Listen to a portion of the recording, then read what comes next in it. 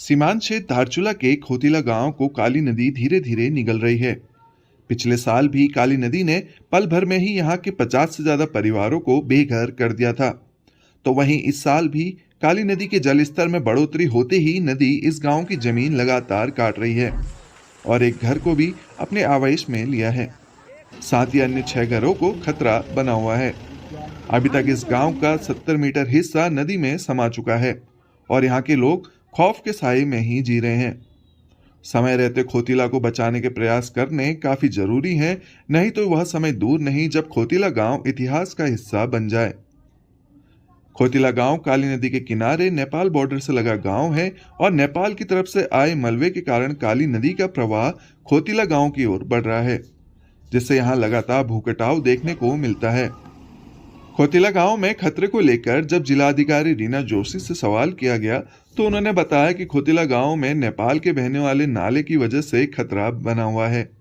इस संबंध में नेपाल के अधिकारियों से वार्ता की गई है और नेपाल प्रशासन ने भी मलबे को हटाने को लेकर सकारात्मक प्रयास करने की बात कही है।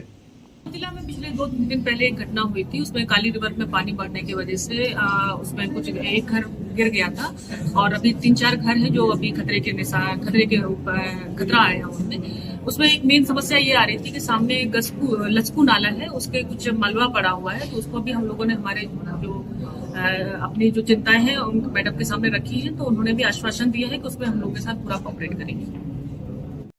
पिछले साल नेपाल में बादल फटने से लस्कू नाले में भारी मलबा आ गया था, जिससे भारत के खोतिला गांव में जमकर तबाही मची थी। उसके बाद भी वहां पड़े मलबे को हटाया नहीं गया है, जिससे काली नदी गांव से सटकर बह रही है और खोतिला गांव इतिहास के पन्नों में समाने की ओर बढ़ रहा है, जिसे बचाने के कोई प्रयास न होने और 2022 की आपदा में बेघर हुए खोतिला के लोगों को अभी तक राहत न मिलने से यहाँ की जनप्रतिनिधि नंदा बिष्ट ने नाराजगी जताते हुए सरकार से खोतिला को बचाने और अभी तक राहत शिविरों में रह रहे लोगों को विस्थापित करने की मांग की है। इस तरीके से एक चारों ओर होता है, खोतिला का तीनों हिस्सा जा चुका है और इतना सेंसिटिव जोन हो चुका है क्योंकि नेपाल की जो नदी आती है खोतिला के सामने से आती है, जो एनएचपीसी के द्वारा जो वहां से पानी छोड़ा जाता है उससे बिल्कुल स्पीड से आती है तो कटाव हो जाता है। एक इतिहास खोतिला अब रचेगी जो कि आपदा के मामले में 1 साल मौका दिया, उसके बावजूद भी ना सरकार ने ध्यान दिया, ना सरकार के नुमाइंदों ने ध्यान दिया, ना प्रशासन ने ध्यान दिया। प्रशासन अपने स्तर से जो कर सकती है वो कर रही है। बाकी बिल्कुल खोतिला एक ऐसा नाम रहेगा कल के दिन जो इतिहास में रहेगा। खोतिला था वो बिल्कुल आज पूरा हिस्सा जाने को है, आज भी सरकार आंख बंद करे रखी है।